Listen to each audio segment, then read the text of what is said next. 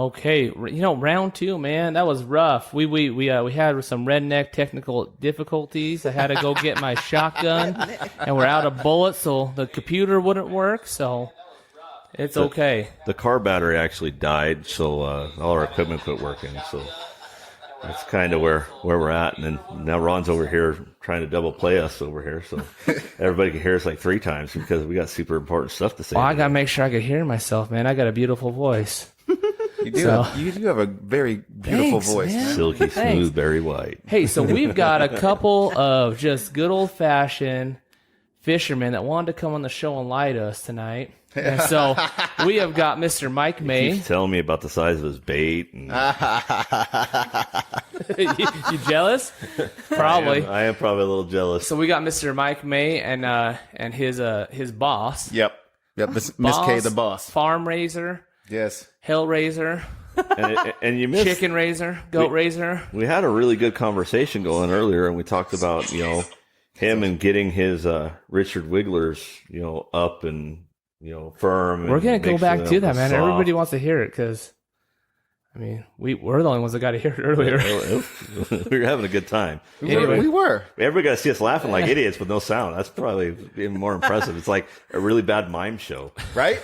all the cool stuff, man. Laughing to yourself. My dad always said it's cool to talk to yourself as long as you don't argue. You know what I'm saying? And so, like, I'll be in the shop all the damn time, like, son of a. Anyway. Well, you know, for me, I only talk to myself if I want an expert opinion. Brian, so. True. We just got to acknowledge the sage wisdom. It's all cool to talk to yourself as long as you don't argue. Yeah. Exactly. Listen, you got to know. You got to know. And which one's right? That's the scary part. True. You got to understand which one's right too. Listen, so. I have interventions with myself daily. Is what the truth is. We have similar things. Me and Brian are like, "Hey, let's throw that on our plate," and we're like, "No, man, your plate's full. It overfloweth." That's why she's the boss. Is she? You realize you're 6 weeks out right now. Before you woke up this morning, you have a 6-week backlog. You know that, right? But you just took on 2 more projects. That's the boss. That's why I listen. She's always telling me, like, look, you really should focus on your calendar and maybe, I don't know, follow it. I don't know. What's a calendar? Right. I double book and triple book myself. Like, Ron's like, we're in trouble next year. I think we just booked like another 6 or 7 people to take hunting next year. And we don't have that many days. You're the same way, man. I heard you. You're talking to my brother earlier. Yeah. Shout out to Steve, and he brought Battleborn beer into the building. He brought the beer down, and yes. And Mike's talking to him. He's like, "Oh, dude, Steven, I'll take you out." And I was like, "You just met this guy. Yeah, man. You're already gonna take him out, huh?" That's how it works. That's how you work every day. Like, that's why we're gonna be friends, man. Exactly. Because listen, I won't tell anybody my spots per se. But you'll take them, right? Huh? But I have these buckets, like that live well bucket. Yeah. I just put it over their head. And then like it's like Training Day or like one of those movies where the dude gets abducted all super shady like in the back seat, and then the next thing you know there's like fish on, right? So like Do you have a van that says free candy on it? No, I have free bait. Even better, it says free golden shiner, and people just like line up. They just line up. That's it, huh? They're just out there, man. You know what I'm saying? You know people have GPS on their phones, man. I know. They're like, click. Hey, you put a bucket on my head. I got GPS on my you know phone. how Ron knows that? Somebody put a bucket on his head one time. Yeah, your duck spot's not safe with me. I know. So, that's real. Anyways, man, tell us about you. Okay. My name is Mike, and I'm a workaholic. Welcome to Workaholics, Mike. Right. Hi, Mike. No, so we are Richard Wigglers Bait Co., a division of Poof Dirt Farms, which is under the umbrella that is Paper Stacks LLC. So the boss, K Dollar Signs, runs Paper Stacks LLC. Okay. And I am the bait shop side of the operation. The boss runs Poof Dirt Farms, which is our full self-sufficient farm in Pahrump. Shout out to Pahrump. Keeping it rural, baby. Oh, man. Yeah, it's a drive. It's a beautiful drive, but I love it. Now, you told us earlier why the poof dirt, where that comes from. Yeah. So, poof dirt, it's a common stigma there, right? If you're a construction guy, you know 2 words. You know caliche, which is everywhere in this valley. And then you know the awesome poof dirt, which is the absence of firm, right? So, we took our farm and we made it like a play on words because we are taking that poof dirt and teaching people that in this zone, which is a really harsh climate for plants, you get swings from 5 and 10 below zero, and where we are in the north side of Pahrump to 115, Like last summer, I was welding in 115-degree weather in my can. And I did that too. this is why it was part of my farm regiment, like the workout plan, right? Farm fit, man. It's true, man. We have shirts. I was telling you earlier, we have a shirt that says back and body hurts. And on the back, hashtag farm life. You can find all of our merch and stuff on her website, but poofdirtfarming.com. Dude, show them the shirt you got on right now. Oh, yeah. Punk Cocker, dude. That's one of our roosters. His name's Jimmy. I'm seeing a common theme here: Punk Cocker, and Richard Wiggler, and Yeah. you know, at least she's poof dirt. I mean, Right. You couldn't come up with anything. I gotta keep it cute. in the family. Well, They got a little yin and yang going on. it's true. It's a balance. Somebody's got to be funny, right? And then somebody's got to be cute. I can't be both, so I chose to be cute. But Hey, man, you look funny. We know which one I you know are. exactly. But yeah, Poof Dirt Farms, man, it's a thing. So we're real big in the community. We're really big on teaching kids how to be self-sufficient, self-reliant, and really teach them in a world where there's an app for every damn thing. There's not an app for outside.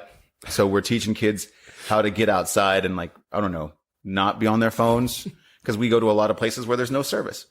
And we get them there by saying, look, they just put in a new 5G tower at Lake Mead. So if you guys want to go check that out, you can Farmville while we're fishing. And then Farm bill from the farm. exactly.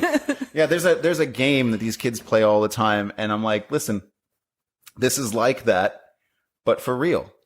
I mean, we have actual animals. They're not digital. You expect me to touch that fish? Hold on. Ew. Hold on. Right. So I was making my kids dig trenches last week, right? Yes. Have you seen Minecraft? Yes, you I seen have. Minecraft? Yes, I have. Okay. I was like, isn't this fun, dude? It's just like Minecraft. Just like the game. You got your pickaxe, bro, and you're just digging You're trenches, just man. straight lines. And we're gonna put in pomegranate bushes, and like, Dad, no, this is not fun. Right. But that's because Ron was coming after him in a creeper costume trying to beat him up. So that was part of the problem. He was trying to throw him in ditches and stuff. That's funny, man. Yeah, but I was like, yeah, dude, it's like Minecraft. Isn't this fun? They're like, no, Minecraft is much fun, more fun, Dad. Of course. And see, when we get kids to the farm, it's all about alignment of expectation. You know what I'm saying? Like, there's no right. Okay, let's take it all the way back to fundamentals, shall we? Yeah. I think, and this is gonna probably raise some eyebrows, right? But I think there's a correlation between we'll keep it PC. Okay. The paddling generation and the participation award generation. Okay. So when I was a kid, if you were out of line, you knew about it, right? You felt it. Shoe, belt, whatever was in arm's reach, right? Yeah. Now, in the era of participation medals, where every kid gets a medallion for showing up, there's a disconnect between what would, I don't know, in more normal circumstances constitute, I don't know, accountability in kids, responsibility or initiative, or all of these swear words to today's generation, right? Drive, motivation, follow through. Well, and work They're ethic not. is a big part of it. They lack the work ethic nowadays that they had, and that's one of the good things about hunting and fishing is if you're not successful, there's a reason you're not successful, and generally it doesn't boil down to anybody else. It's the pitcher messed up, or my third baseman missed the ball. It's on you. So you're gonna either learn how to do it properly and be able to harvest animals, whether you're fishing or hunting, or you're not. Right. And so if you want to get to that level where you are regularly harvesting, it takes a lot of effort and a lot of work. It takes a lot of research. It takes a lot of time out in the field. It takes a lot of trial and error. Yeah. I mean, and Ron and I will fish right next to each other, and we're doing something totally different. And half of the day mine will work, and the other half of the day his is going to work. And so you're having to make those adjustments. I think that's one of the things that with this generation, the way it is, and everybody's owed something. Yeah. They lose that Don't desire. even get me started on that. So Yeah. Hey, so you have kids then? Yes. So do you make them work out there too? Oh, listen. Shout out Anthony. Okay. My son is 19. Okay. And he graduated a year early. He's an assistant manager at a McDonald's out there. Shout out to Pahrump McDonald's. There's only one. Fine dining at its best, man. Listen, so he's investing already. He's got a portfolio that he's built. Like we're talking to him. So the fabrication company at the farm, like we build off-grid shipping container houses and things like that. So he's talking at 19 about buying a piece of dirt and then building a shipping container house, so he's completely debt free from the beginning. That's awesome. And as a father, that's like the biggest accolade I can get, because I'm telling my kid, like, look, dude, if you want it, go get it. There are winners and there's losers. If losers lose, it's because they don't want it bad enough. And in a world where people hand you participation medals, oh, you got out of the car. Here you go. Right? We have to tell kids, and a lot of what we do is dissolving that false sense of entitlement and replacing it with, well, if you want it, you got to work. My grandpa Ron always called it sweat equity. Exactly. Swequity.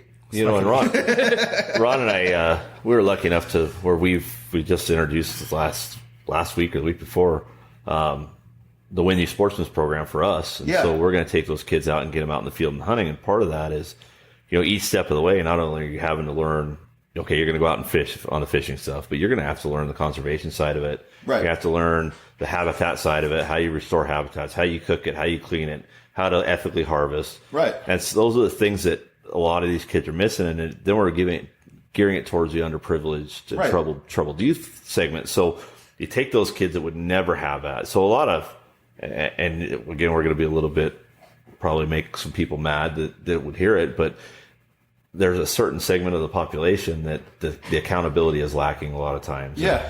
And there's no need to, and they can go to school and they get the attention because they're getting in trouble. So now if we can get them out and they're getting the attention for a positive reason. Right. And that same segment, if anything ever happened in the world to where things went bad and you had to be sustainable yourself and you had to be able to feed yourself and harvest for yourself, those kids aren't going to be able to do it today. Yeah. The idea with this program is you make them self-sustaining, right? So they'll develop that work ethic.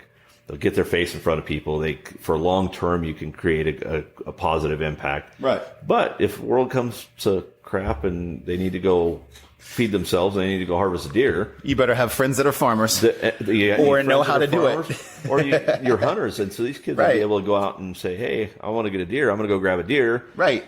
You go out, harvest a deer. You can butcher it. You can clean it. You know where it's going to be. You know? So that's an important skill that we're missing in today's youth. It used to be you go to school with a gun in the back of your car because you were going to go hunt after you were done at school. Exactly. And so I still carry a shotgun rack in one of my 63 Apache has a shotgun rack behind the window, and I just keep it for nostalgia's sake. But when I drive it, I mean, duh. Do you have the gun in there when you're driving? Sometimes. Good for you. I mean, America. Yeah, right? Pew pew. I mean, I woke up, Chuck Norris roundhouse kicked a bald eagle in America this morning, okay?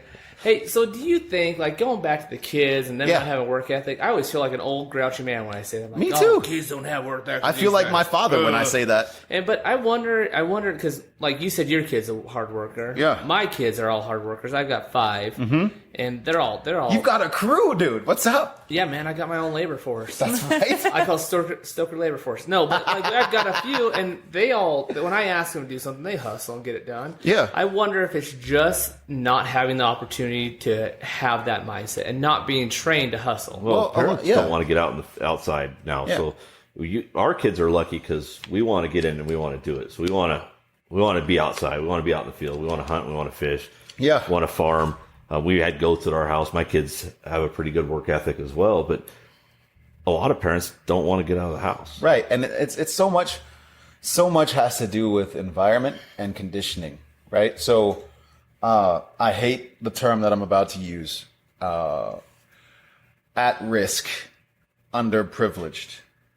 Those two terms have been a thorn in my side as long as I've been doing community outreach and activism with kids, because you're giving a kid a box at that point. You're putting that kid in that box. And in an era where kids are getting handed all kinds of labels like ADHD or hyperactive or manic depressive or whatever the new hip thing is with the drug that they're going to prescribe you. The new acronym. Right. Whatever the new hotness is from Pfizer, right? Yeah. So in a world where these kids are handed crutches, we take them away. Or labels. Yeah. And we tell them, look, like what we're talking about here is environment. Okay. So I come from I was born in a place called Pomona in California. I have a great drag race out there every year. Yes, the winter the Winter Nationals. This is where I got introduced to wrenching. My dad took me to Winter Nationals. I got to see Don Garlitz and John Force in person. I met them, shook their hands, and as soon as that happened, it was just like Talladega Nights, shake and bake. Yeah. I want to go fast. Yeah. And I have ever since. My dad taught me how to wrench in a shop that he owned called All About Classics, and it was all about classic cars, as you can imagine. So that's where it built. But if you're not in an environment where those kind of positive activities are rewarded and promoted, like I was always told, no matter what I'm doing, I can do whatever I want to do in my life because my parents didn't put limitations on what I was capable of. Labels on you. And they never ever told me, okay, you can do everything you want to do but that, right? They never said that. It was always, no matter what you set your mind to, if you work hard enough, you can get it. And so we teach kids that at the farm. We have community garden programs and we have youth fishing programs now with the expansion into the bait shop. But it's really about taking these kids and showing them the potential that's locked inside them, right? Yeah, they're like clay. Right. And so at that age, like these kids are super young. Like they're coming to us. We start a requirement age of about 6 for the attention part because at 6, we being me and the kid, about the same attention span. Yes. So It's about what Ron has too. I think he's more like 4, I think. yeah. So I mean, it Dude, works. I'm a solid 6. So I mean, it works. It works for what we're doing, but we teach kids those things because, and where we are, super rural living. Like I moved from Pomona. You want to talk about adversity, right? I lived in Pomona, California. We moved from Pomona about a week before my 5th birthday because a stray bullet came through my window, like the living room window of our house, and it landed right above my couch. And I was watching Inspector Gadget, so like. Where we were, it was a really active neighborhood. There was like gang violence and stuff. So my parents moved us to a super rural area called Lucerne Valley by Big Bear in California. Okay. And that's where I learned everything I learned about farming, ranching. I was super entrepreneurial as a kid out of necessity because we didn't have much as a kid. Yeah. Right? So everything we had to work for, which is why I'm teaching that to my son. And it's all about full circle. So when you're in a position to give back, like our ethos is each one teach one. And so what we do is teach people, right? Because when you're in a position to give back, you should. And if you don't, you're doing it wrong. And that's how we approach everything that we do. So we're almost on almost an identical path because actually ours is take one, teach one, hunt hard. That's awesome. That's our motto. And that's, Do we just become best friends? shake and bake. But no, and so I think it's really important, and we talk about, so the idea, and you're right, I agree with you 100%. I think we do a lot of labeling in society, right? And It's too easy. It's way too easy. So it's easy to say, well, because I'm this, right, I can't do this. Yeah. And so the idea is, no, you can do this and you're going to do this, right? So we're going to show you how you can get from here to here. Oh, man. And so it's taking a little pride in what you do. Right. So for Ron and I, we love duck hunting. We love waterfowl hunting. We love hunting in general. We love outdoors. We want to be outdoors. Yeah. Ron and I were scout leaders for a very long time. That's awesome. And so, but the kids were our kids, right? Yeah. And I had I have some kids that are, one of my sons is a special needs kid. He's Asperger's autism kid. Okay. Which one? So he's Cody. No. So Cody, yeah, he is actually. So, but Cody has an individual education plan. Right. And so he has a guy that's responsible for all that. And the guy called me one day, he's talking to me on the phone, and he goes, I'm sorry, I called him my kid. And I'm like, it doesn't offend me at all because I want you to take ownership of my son. No shit. Yeah. And so I think what's happened is we've taken teachers a lot of times and everybody's going to get the same thing. And there's teachers that aren't doing it for the right reason. They're there for a paycheck. Right. And there's no way to get rid of the bad teachers and promote the good teachers. And so what you're having is teachers that are disinterested, don't care. Yeah. They don't want the kids, they're not worried about the kids being successful or not. Right. I came from an environment, but basically I was an idiot because I was bored out of my mind. The teacher's like, you're never going to be anything. Well, right. Well, guess what? I am something and I make really good money to do what I do. Right. So you got to find the good teachers and the people that are there and get these kids out of that environment, out of that negativity. And the reason I use the underprivileged, troubled youth is because for me, if I say that, everybody knows the type of kids we're talking about. Right. That group. Yeah. And so the idea is to take them from that identity and move them out. Exactly. And so like as a kid, coming from nothing, right? Like I did a lot of, in my high school, shout out Lucerne Valley High School, go Mustangs. Graduating class had 59 people in it. Okay. So like I'm from a really small town and everybody knew everybody, but everybody banded together. Right. So there's two really big facets that contribute to when you're talking to the scale of the environment and the culture in which kids are coming up now. There are two very important things to consider. Number one, the environment in which these kids are nurtured. Okay. Now you got to understand that when you're talking nurture, right? Good or bad. Okay. So if I'm me and I don't necessarily fit in, like as a self-proclaimed zebra, right? I was in a predominantly, white environment as a kid and I never knew racism until I was introduced to it, like third grade, right? Kid walked up to me and said, my parent said people like you are that N-word. And it wasn't until that I clicked. And on the converse, again, you got to remember the environment, good or bad. You got to liken it to a lighthouse. Okay. And I tell the kids that I mentor, you are a lighthouse. Your energy can guide people to their destruction or their freedom, depending on how you do it. Simple and plain. You have to understand who you are and the role you play in the environment you impact. Right. And so teaching kids that at an early age starts with, you can do anything you want to do in this world. I, nor anybody breathing, can tell you otherwise. And when you really unlock that in a kid, their potential is realized. And my favorite thing is when people are labeled, like they labeled our son with learning disabilities, right? He graduated a year ahead of class. He's an assistant manager at his job. He's got cash in the bank. He's talking about buying property and off-grid houses because we build shipping container homes.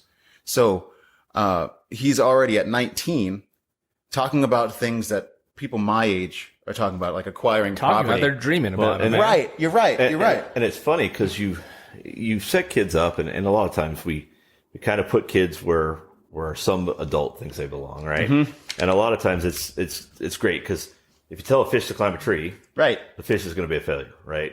Unless it's a bass, because then they're really good. That's true, yeah. But you have to, what we have to do is we have to take kids and find out where their strengths are. Right. And we need to feed those strengths. And so what I've seen, especially, it's better now. Yeah. When I was in school, and I'm quite a bit older than you are, when I was in school, they started to do away with the auto shop program. Yeah. And all those programs. Well, those were the kids that, man, they were shop owners and they ended up doing that later in life. Now, like, bring back the trades, dude. We have an ag program out in Logandale. So my kids are all in the ag program. That's awesome. My one son that struggles with school, and because he struggles with reading, he can go in and, man, he invents stuff and figures stuff out and comes up with unique ways that he gets stuff done. You're talking about Cody, right? Yeah. Yeah, so earlier you said Cody had Asperger's, but I was like, when we go out hunting with him or we go out and do wildlife projects, that kid is a beast. But that's awesome. Tell me, am I right though, Brian? Like when we go out hunting with him, he is he good. Is. But what you have to understand is, and that's the misnomer, right? He can't, he's on the autism spectrum because he's really good at this, or he does this. But he also can't handle changes in environment. Yeah. He has to have structure. Right. He misses social cues, and so that's things that make it difficult for him to function. Well, maybe like in a learning environment, but when we go out hunting, like it gets cold, it gets hot, it gets sucky. He's we good wake at up that at 2 in the morning, wake up 5 in the morning. Because autistic kids, what they do is they find something they're really good at, and that's what they focus 100% of their energy on. Right. Okay. And they can't. But if you get Cody off and you say, Cody, I don't want you to do hunting, I want you to go play this video game. Cody, he's going to struggle and he's going to get mad and he's going to get upset because that's not the environment where he can find his safe space. Hunting and fishing and being outdoors is just safe space. Well, also doing the trades too. He's really good at He's doing really the good. trades. And that's the thing is we all have, I didn't go to college. I make pretty good money to not go to college. Right. I make more money than a lot of college people do. Right. But I got into thing. Listen to Brian Flex here. Well, no, but I got into an area where I was good at it. I was good at something, so I'm getting paid because of the skill that I acquired. Exactly. And it was through a trade union is what it was through. And people are putting these trade unions down. And we were talking earlier. We were talking about welders, that. Yeah, $250,000 a year to travel the pipeline. Starting, like, listen. So, let me tell you what we do with the farm, the kids community project. Okay, I want to hear this. It's bigger than just farming, right? So this year, there's a subsidiary of what we're doing. We're getting ready to build another, branch of the company. It's going live at the end of this year. You guys are hearing it first. It's cool. It's something that we've been doing for a couple of years, but we're going to be officially doing it at the end of the year. But it's with a twist. So, Black Unicorn Fabrication. Now, let's talk about the name. I'm really good with business names. Okay, so Richard Wiggler's Bait Co. Right, that was my concept. Dude, what's your logo going to be like that for? Just a yoked out unicorn? Or no, it's literally, I have a logo. It's a literal unicorn silhouette, and it says Black Unicorn Fab around it. Okay. Okay, cool. Yeah, he's our alter ego. I know. Yeah. What was our camp crew? So our scout kids. Yeah, their pack or troop or whatever we call them was a chubby unicorns. We were a rhinoceros. So. Yes. That's awesome. Anyways, okay, finish what you're saying. We keep interrupting you. Go ahead. So this Black Unicorn Fab project, it's awesome because we're talking about trades, right? So guys who know me know that I come up on cars, right? Mm-hmm. When it comes to like classic cars, specifically bow ties, like I came up on that. Like I started in a shop pushing cat litter on a broom, and I graduated to the getter. Like, go get me that 9/16. That's my right. I was the getter. Yeah. So. That was the term. But now we do boat restoration, we do custom boat fab, we build smokers. So I got to get you guys on one of those. We do double barrel smokers and offset reverse flow smokers, competition style. You hear that right, Del? Field the Grill boys. Yes. Got a new boy. Yes. And what's awesome is we teach kids that simultaneously. So like the kids who are old enough to learn how to weld without like destroying themselves will come into my shop and they'll learn fit up one day. They'll learn cutting and pre-con the next day. They'll learn in the shop. They'll learn what pre-assembly phases are on an LS engine. They'll come in and they learn these things because like you were saying, B, there's nobody doing that now. And so our farm is kind of like an off-grid education facility. So the farming stuff happens. The welding and fabrication stuff happens. There are at least 4 different trades that you can pick up on if you're hungry enough to do it at our farm. See, and that's awesome because what we have is, historically we had 2-parent households. Right. We're going to single-parent households. There's a lot of absentee fathers. These kids don't have the opportunity to learn how to change their own tires. Exactly. Rebuild an engine. Yeah. I grew up around that. My family was all mechanics, and we were all wrenches, man. Yeah. Yeah, that's what we did, and you did what you had to do to survive. And nowadays, these kids, they come out, and so they're living at home with their mom, and their moms a lot of times didn't get taught those skills. And I think their it's important. moms are having to work. Well, and that too, but I think it's important that we not only focus traditionally, dads teach their boys how to build a motor or build a race. We're going to build a race car together. But I think we need to, in today's world especially, I think we need to get our girls out and our daughters out, get them learning that same stuff. Because there's a lot of girls that are, man, there's some excellent female welders out there right now. Look, there's some girls that are putting down beads that'll make guys look like, okay, I remember the first time I welded, right? Like these girls putting down this perfect, immaculate dimes, dude. Like there's a couple of people I follow on Instagram that do like titanium and exotic metals. That's what started fixing John boats for me was where I started with metal. So everybody was like, stay away from aluminum. It turns to goo. It does when you're learning. Full disclaimer, I've melted many a sheet, but that's how you learn. But these girls are killing the game. And see, that majority of the people coming to our community garden project, the kids, are girls. And they're in there. Like, I have a huge compost bin at the house. It's 7 foot wide, 24 inches across, and 29 inches deep. Mm-hmm. And these girls are like right next to me, dude. So my character for the company is Captain Wiggler. Okay. So these girls are in their elbows deep in this compost bin. No gloves. They zero care. Like they're in there about this, right? So there's a Boy Scout, Girl Scout troop that came to the farm. They wanted to get worms. I showed them how that worked. They wanted to pick worms. So I gave them 4 dozen, But I told them, asterisk, you got to dig them yourself. Yeah. So these kids are in there, right? Like tying it all together. When you give a kid a crutch, that's all they know. And when they hobble along with life long enough, they don't know that their leg is fully capable because they've been handed a crutch. When you take that away from them and tell them, hey, it's funny because generationally things change, right? In my dad's generation, there was no DIY, there were guys living. Okay. Yeah. And so now it's, if you do it yourself, you're hip. Okay. And so we're trying to like shift that paradigm to make it say, hey, guess what? It's not just doing it yourself. It's relying on yourself. It's preparing yourself and the people you care about. And it starts young, right? So with the trades and the things that we teach at the farm, it's imperative that parents know, like, I have an adult program. Like, guys want to come, like, hey man, listen, I've never welded before, but I want to learn.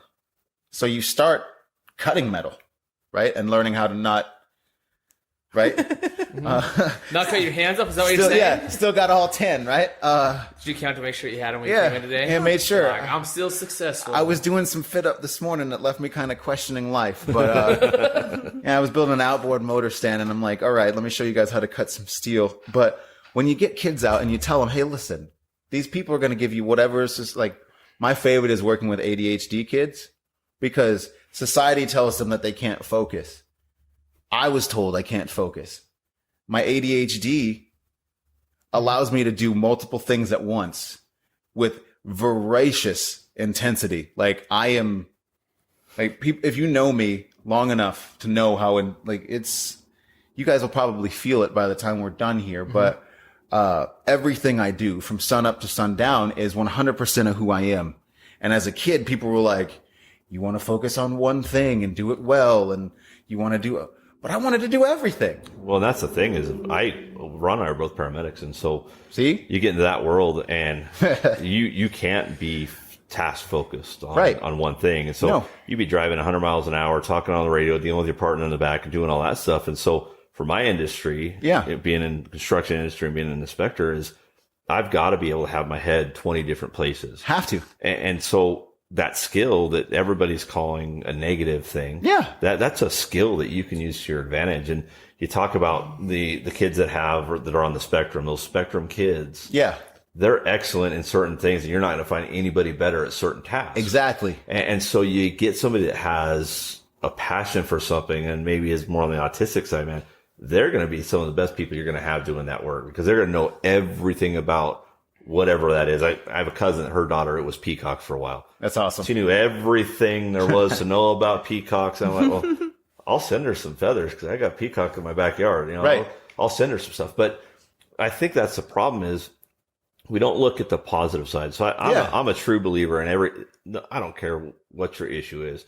Everybody's got something positive about them, right? Right. You look at these, go to a prison and watch these prisoners, right? Right.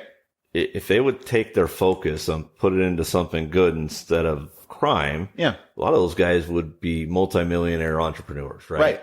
Right. Because they have a mindset. They really have a business mindset. Right. However, they got introduced to a fast, easy. Again, going back to environment. In that environment. Yeah. But if that path at some point changed a little bit, we had an issue we live out in another rural valley out in Logandale, and we had a kid. He had everything he needed to graduate. It wasn't quite graduation yet. Mm-hmm. Parents kicked him. Grandparents, he hit 18. Once he hit 18, they kicked him out of the house.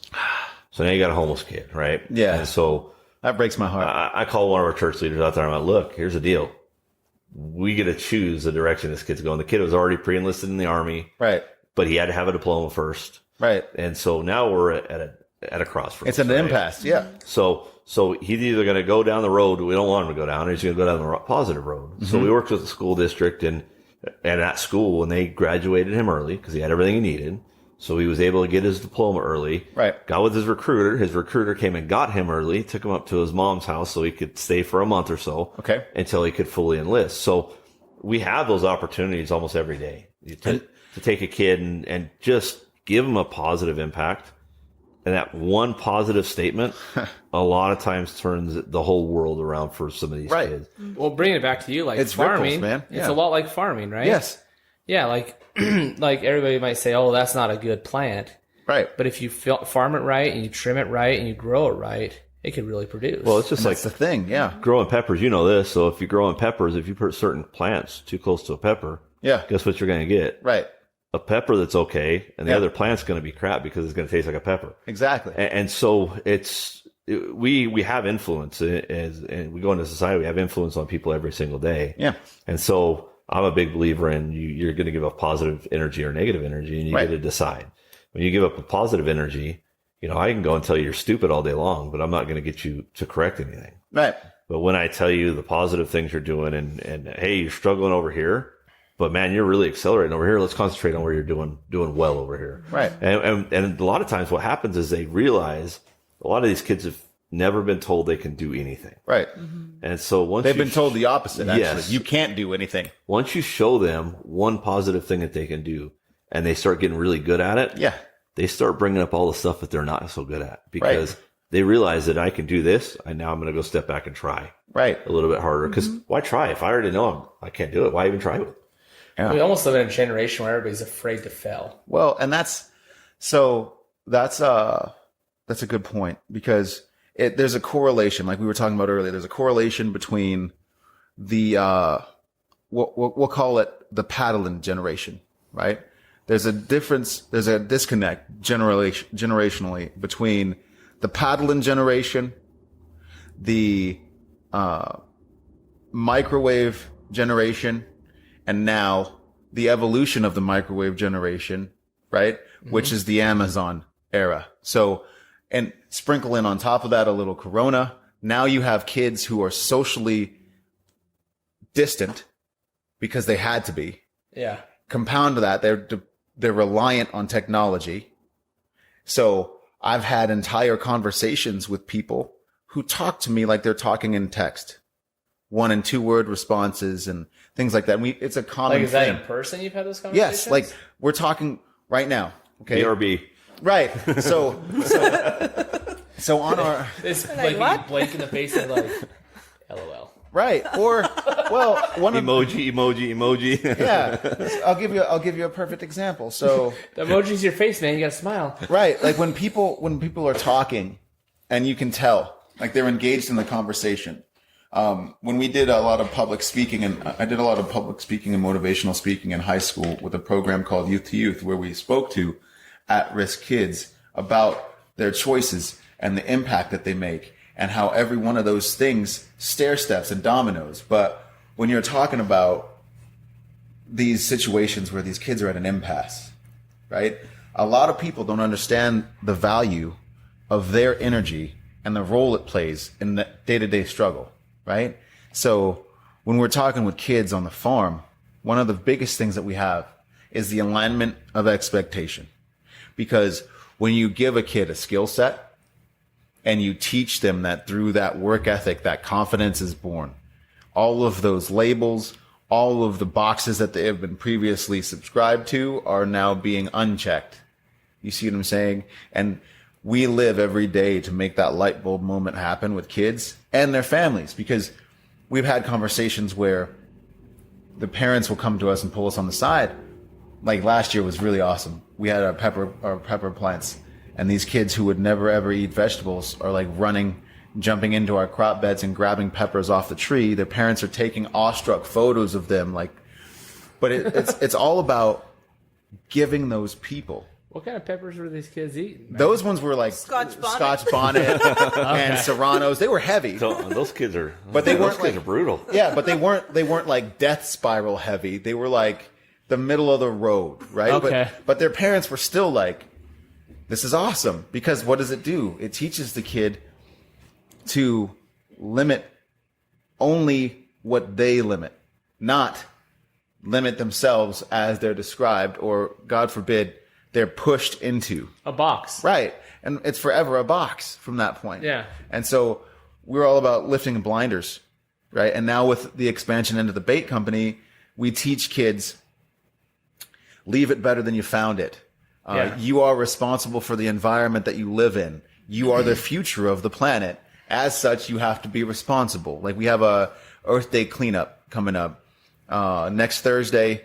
Registration is at 8:30. It starts at 9 till noon, right? And we're doing a barbecue afterwards for the families that come out. Where's this at? At Government Wash at Lake Mead. In fact, tomorrow morning I'm meeting with them to discuss the meeting points and everything. Man, I helped. I saw you're friends with Dusty Yes, on I am. Facebook. Yeah. He runs that Las Vegas fishing page. Yes.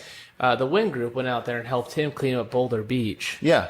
And man, that place is nasty. Yeah. And so, And like, that's ours, man. It's us. As Americans, that's my place. right. And like, if you throw trash all over the place, I'm not going to go I'm back really to offensive. it. Yeah, I'm really it offended. makes me so mad. I mean, Yeah. I brought me and my 5 kids out. Yeah. We picked up 17 trash bags in an hour. Yeah. I think you had And I Cody was with like- you too that day. Yeah. What? I think you had Cody with you that Oh, day heck too. yeah. Cody goes everywhere with me, man. Yeah. That's my best friend. Yeah, because it was see? you more, he's with me. And that's the Anyways, real- so like we that's the did it, real. and I walked away from that place depressed because me and Brian go to places that are hardly touched. Right. There's no trash on them. Yeah. It's pure beauty. Yeah. And like I go to Lake Mead, I'm like, this place is a dump. Who's like, and I get physically angry, man. And see, here's the thing. So from the beginning, RW Baitco has been working with Endow. Yeah. Like, full disclosure to everybody who hears my voice right now, you will not, under any circumstances, ever see a situation where Richard Wiggler's Baitco is out of accordance with Nevada Department of Wildlife. So don't try me. Anyway, so now that we got that out of the way, when it comes time to that, Endow's like, we need help. Lake Mead, National Recreational Area. Like, we're dealing with their volunteer base. We need help. Yeah. Spread the word, Mike. So everything we do is in partnership with Lake Mead and Endow. And it's because of that. So like, we fish super remote areas of Lake Yeah. Mead.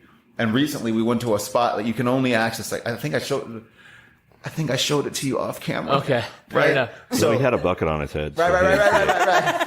Like, He's like, close your eyes. I'm gonna open up the computer. right. So now that we go back there, we were back there maybe 3 weeks ago, I think. Right. It was like about 3 weeks ago. There's a chasm, you guys know, wind erodes to lakeside, right? Yeah. And the water table drops, it brings the water, it washes away, and then it comes back up, and then now there's a pocket. That's science, kids. So, in He was talking to you, Ron. that I was drooling.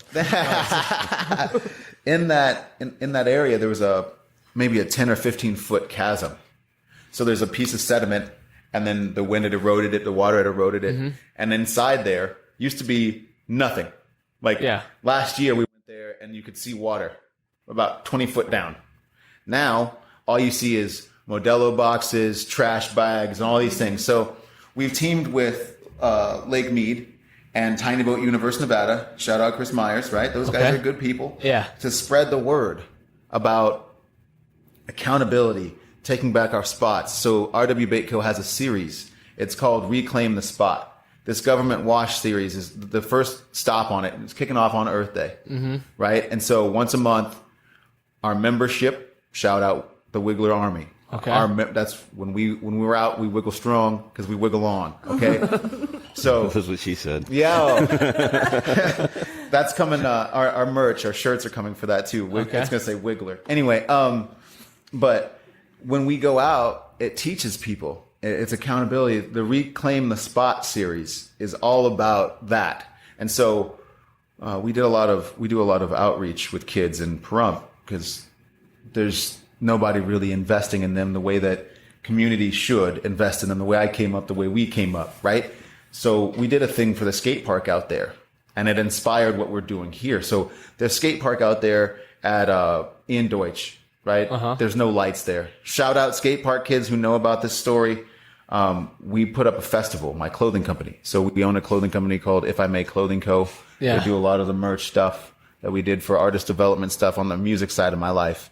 But we put a festival on, had bands out, sold wristbands and t-shirts and merch. These kids came in, they cleaned the spot. I worked with Parks and Recs of Pahrump to get them painted, like get them to paint the skate park the way the kids wanted it. They voted. It was super democratic. Like, they came in, nobody cried. Everybody got together. They rolled their sleeves up, and the pride, the sense of ownership, like the week before the competition happened, because we did a scholarship for the kids. We did a sponsorship program. We gave them some cash prizes at a skate comp, with the understanding that we were doing it to raise awareness of the fact that these kids are skateboarding without lights. Yeah. At their skate park in 150-degree weather, like 115-degree weather at the park. We filmed in 115-degree weathers. I had the thermometer with me and everything. So you take those kids and they have ownership now. Week before the competition, somebody tagged the park. These kids were in the park with lights 5-10 deep, just waiting. Yeah. Just waiting for people to hop the gate. I'm getting text messages at 11 o'clock. Mike, nobody's here.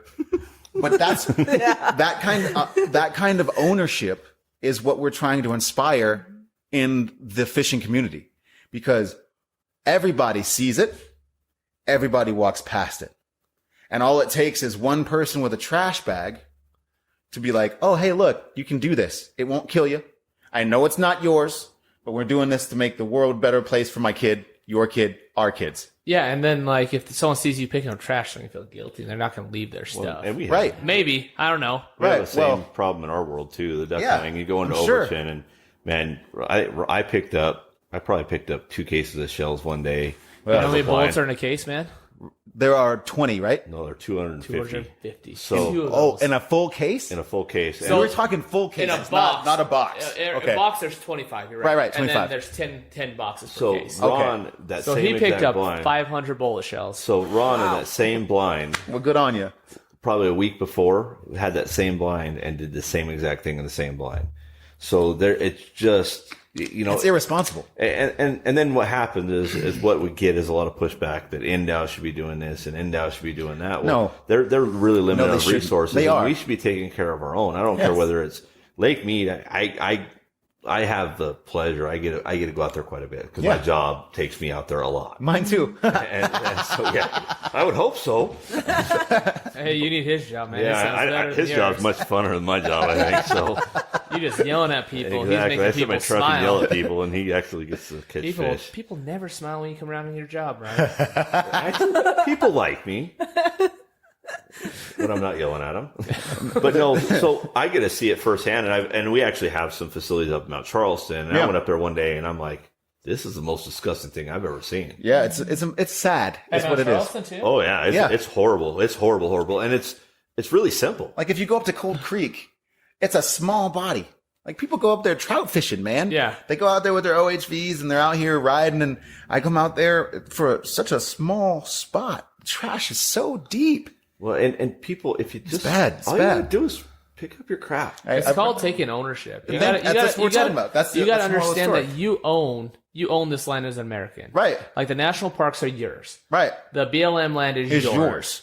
And like, would you walk in your house and just throw a Coke can on the ground and be like, nah, someone will pick that up eventually in my house? No, Yeah. you wouldn't, because that's your house. Right. You own it. But let's take it one step further, Ron. It pisses me off if someone throws trash in my house. It's exactly, but it's not. Sorry, Ron. It's not. It's not That just. was you. I'm not saying you are trash when you walk in, Brian. No, I It's just not trash Sorry. though for you, right? You got to take that one step further. Listen, we say we're not doing this for us. We're doing this for our kids. And those kids, it starts with them, right? Because everything we do is for them. But it comes down to right now, I'm 34, I think? Question mark? No, man, it just don't matter. Right. But Stop when you, counting. It doesn't matter. right, I'm really just bad at identify as 22 and you'll be good. Right. But I do this for kids who like I went fishing the first time. I think it was like 4 or 5. So you think about the kids now, right? They're kids is why we do what we do. Right? 3 generations from now, I'll be long dead and the spots will still be the spots, right? Those kids having instilled a work ethic, having been instilled with a sense of pride and ownership in their spot. That's what we're about. It's the ripples that we're talking about. And I'm with you. Yeah. So we've taken steps here at RW Bait Co, dude, to make this really simple, right? Like if you watch any of my content, like there's a video where I'm talking about our live wells, right? And, I say, if you litter, like all of our worm cups, Yeah. they're made of 100% biodegradable corn, number one. Like we're the first company to do that. Really? Yeah. So like they're That's cool. In my compost bin right now, there's a couple of them breaking down just so I can see how long it takes. Uh huh. But every one of my worm cups is batch numbered, dude. You know what loves corn? Who? Striper. Yeah, they do. Yeah. Trouts love the You horn. can chum with the bait cup when you're done. Yeah, you just hit them. You just put a bait holder hook through the cup lid, and I'm pretty sure a trout will smack on that. You use it as a trailer for your lure, right? There you go. But because they love hatchery corn. So every one of our orders for the cups is bait. Like every order is pulled to order, number one. So I don't pull the worms out until people are telling me they want them. But every cup is batch numbered. So if I see any of my product, which again, I'm the only guy using corn cups, right? Uh-huh. I know what they look like and my logos are on them. And every one of them is numbered, like a serial number. So I go to the ticket and I cross-reference and I tell people all the time, You are hard. you don't ever want to be the guy that has to suffer the brunt of that, right? Because everything we do is for the environment. And if you're leaving my branding you're counterproductive to my business model, and you will know. Well, it's important when especially when you're Dude, gut branding. Hold on, I want to back up that he keeps a log of serial numbers on who buys his bait. Yeah, it's smart. Like, It's smart business. That's what a tire company did, man. But he knows who his business is, and he knows is that what hard. they are. But I think it's important, especially Don't mess up, folks. He's gonna get you. when you're branding. I say that all the time. I'll find you. You let me know. I'll come talk to him with you. Right. That's one of the hard parts about having a company and having a brand is when you brand that, anybody wearing your brand or representing your brand Is an extension of you. is an extension of you, and it feeds on you. So if we sell a shirt, a Battleborn Ducker shirt, which you can actually buy now, Ron, I can get you shirts or hats. Yes. But when you buy one, and now you go out and somebody catches you shooting at a deer sitting inside your truck or something, and they see your shirt, that comes back to us, and it's like that's what your brand represents. And I think a lot of companies don't think about that when they do that, right? So they think about, I've got a message, maybe I'm grunt style, and hey man, I got grunt style, and this is what we're about. Well, then you got 500 people wearing your shirt doing something that you you're don't not want about, them, that you're not about. You need to try to control that somewhat, and it comes down negative to you. And so then you've got companies that are forced to take action, and I'm going to have to start doing this and that. I think that's a great step, and I think that's one of the things I see, especially, I don't care where you go fishing. If you're going fishing and it's shore fishing, you're going to see 500-600 worm cups sitting on the ground. And 600 years.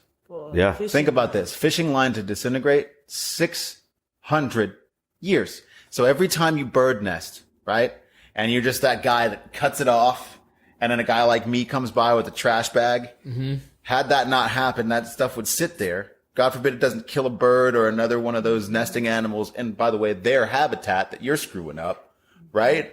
But it takes those conscious things. So like our company, our ethos is about that. Like our live wells, we give discounts for life. Show like, the live well, dude. Yeah, so bring it on here. Yeah, this is the Striper snack pack. Okay.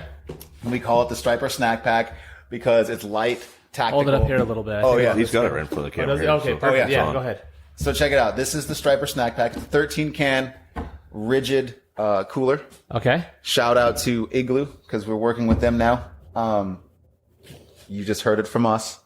Okay. So What, no Yeti? yeah, well, I like Igloo. I like Yeti. So what do you put in there, man? This is okay. So check it out. Bam. We've got aerators in there. Can you guys see that? Okay, you see it? Yeah. Okay. They run out double A's? Yes. Cool. 2 AAs, a 30-hour rating. We tell guys to change it at 20 hours. Keep a pair in your tackle box. But what's awesome about that's the Striper snack pack, and then the barrel behind it, this bucket. This is called the Bank Boss, and this is your tactical, like, you got your rods in one hand, you're going down a steep bank, and you got this in the other. Yeah. Same deal, same pump. But what's awesome is when you buy one of those, right? First of all, when you buy one of those for life, like as long as you buy bait from me, you get a 10% discount on your bait because we understand that what you're doing with that bucket is far bigger than any plastic bag I could put your fish in. Okay. So for life, you get 10% off of that. How much do those run? So that one's 40, Okay. and so is this one. So they're both 40. Yeah, they're on. How much does a bag of bait cost? It depends on what you're getting. So Tell me. if you're getting, we have a new market for the black salty. We can get into Okay. that, and then we have golden shiner and fathead minnow. So fathead minnow are running $6 a dozen. The golden shiner, I have them in 2 sizes, a little something for everybody. You go fishing when you bring it out. I bring out everything. No, how many dozen you gonna bring out? You gonna go fishing? Oh, so if I'm going for a day, me and a boss, probably like 3 dozen. And Okay, so you're running 6 times 3 is what is it, Brian? You're smart at math. 18. 18. There you go. Okay, 10% Yeah, off. I had That's to a take off my $1.80. shoes for that one. Yo, So you go fishing. You go fishing like 20 times and you're caught up. yeah. You paid off the bucket. And that's so from the beginning, we're giving people incentives, Yeah. right? And that's just buyout. That's just from the website. But if you are a member, all 3 of those options, and there's a couple of new ones. We're actually, when I get back to the farm today, we have a video that we're going to release for a new version of the biggest, like the Cadillac version of our live wells is called the Baller on a Budget. Baller on a budget. Real talk. So you got the Bank Boss, the Striper Snack Pack, the Kayak Killer, which is a backpack live well, fits 3 dozen in it in a backpack. It's pretty tactical, so you can paddle and do the thing. You put it on Yeah. your chest, right? Cool. And then you got the Baller on a Budget in both the battery version and the 12-volt version. So if you're using a boat or whatever, and we have adapters for it. Spoiler alert, you'll see the video tonight. But yeah, so when your membership, like when you sign up for a membership, you get one of those for free. What's the membership run? It's $100 once and then $25 for a subscription. Okay, cool. When you're talking about saving from the beginning, right? Yeah, yeah. If you're talking delivery, like I do to the dock delivery, right? Dude, that's so crazy. It's innovative. Like as a kid, I was like, I wish somebody could bring this to me while I'm sitting at the launch. And so if you go to my website, there's a picture of me dropping this stuff off. You'll see my bait bucket and a couple of very happy people because they called me after not being able to get on fish all day. And they're like, hey man, I want to try these shiners out. Want to see what they're doing. Now there's requirements and there's things that have to happen for that. But the idea of being able to buy bait same day, like all of those benefits are included in my membership, like next day delivery for free. That's crazy. Your choice of live well for free. Like the ability to get a dock drop or the ability to call me directly. Just, hey, Mike, I'm thinking about going out. What do you feel like? What's fishing? Right. And then my members, they come to the farm. We barbecue. We throw briskets out. We go out as a group. We fish. We do all the things. So it's real That's big. awesome, man. It's real big. That sounds like it's a full package. It's community. They get you is what they're getting for $100. Right. Yeah. Right. Well, I think they get me and then they get community. Yeah. Right. Because in our sport, everybody, you ask somebody, you can tell who your friends are when you ask the following question. Hey man, where'd you catch that bass last week? You know who your I friends went are. past the bridge over Right. there, and then I turned left and went over the breakers, and then there was a bridge, and I saw this bridge. Right. And so your friends will let you know. Right. And so for me, one of the biggest things about the live bait industry and the fishing industry as a whole, is the commercial nature that it has become. The super plastic, all endorsee sponsor stuff. So what I'm doing every day with our company is demystifying all that. Like if you go to my website, you can see every dollar. You can see what everything does for you. There's 100% transparency. And when you call me, you get me 100% real. Okay. Yeah. And so good, bad, or otherwise, sure, I've made some people happy. I've probably made some people mad, but I've made myself me the whole time. And so when you talk about making an extension of you, your brand, right? Like with the bait company, the environment, the future, sustainability, all of these things are what we're about, like 100%. And you can feel it when you talk to us, right? Like guys I got a phone call 10 o'clock last night. Hey, Mike, I'm thinking about going out. What's hitting? What would you recommend? Guys completely oblivious to live bait fishing on a whole. Like I've been throwing lures. I don't know what's working. Nothing's biting, right? Those guys call me with like legitimate concern. Like, hey, I want to go out with my family. We haven't been having much success. I want to get them going out before the kids turn off to it, right? So before they hate it. Yeah. Right. So we do everything we can, man. And it's accessibility. It's comfortability. It's all these things, you know? Dude, tell me about your live baits. Tell me how you set them up. Tell me what you do. So, we start from the cheapest and go to the highest. That's what I want. Cool. Okay. So right now, a lot of crappie guys are going to be mad at me. Okay. Because we're coming up in the middle. We're about dead nuts middle in the crappie and bass spawn. Okay. Right. So, Havasu, typically where it goes down, warmer climate brings it in. And my guys in Havasu were hitting me up about a month ago, letting me know that the water was warming up and these fish are bedding down. So, minnows, right? We have 2.5-inch minnows in stock. That's like crappie snacks. Okay. How do you hook them up? A lot of guys will go double up through the jaws, right? Through both jaws, or I like to go, through both nostrils sideways. So it gives a presentation of like a wounded fish. The fish is still living and it'll stay alive longer on the hook. Plus, minnows aren't exactly the best fish to dorsal hook, which is like on the back of their body because they're small. Yeah. Right. So for those, that's how I'm going after them. Cool. And can you cast with that, or do you? Just, you use a freaking So are you just putting a big old worm hook on it? Okay. So there's a couple of different ways. I mean, if I'm pushing the envelope and there's center secrets you don't want to tell, to say, I pass, and I'm okay with that. So. Yeah. Listen. So I'm actually really interested, and that's the point. Okay. Mm-hmm. There are so many people who, when you're asking questions like that, would just be like, "Look, I can't." Right? Figure it out, dude. Right.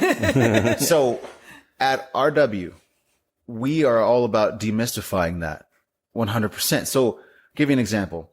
When you're talking minnows and you're talking crappie, through the nose, okay, super productive. Okay.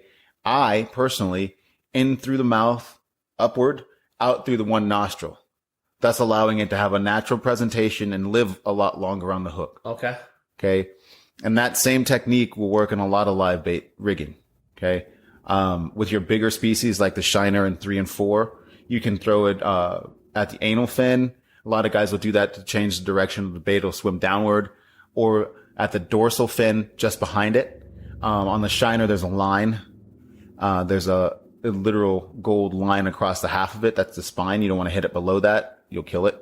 Yeah. So if you do it properly, right, they live forever. Like I've had guys tell me that my fish are sadistic because they'll swim like this new guy, the black salty, is like ridiculous. That's the big guy on the block. They're 5 to 7. They're Mondo baits. They're 5 to 7 inches long. They're for a big striper then. Yeah, they're like striper snacks. And a lot of guys don't know this. The black salty will live in fresh and saltwater application. So it'll live in fresh water. That's how we keep them. Mm-hmm. But if you were to go deep sea fishing, like guys are using these on big fish, like drum and all kinds of different aggressive biting fish in saltwater applications. So that's why I keep them. So you want to hit me up. You want, hey, Mike, I'm going to San Diego. As long as it's legal, because again, I only work in compliance. I can get you there. Hey, so when you hook it up, you put the hook through the nose and the dorsal. Are you putting weights up high? You fish it with a bobber?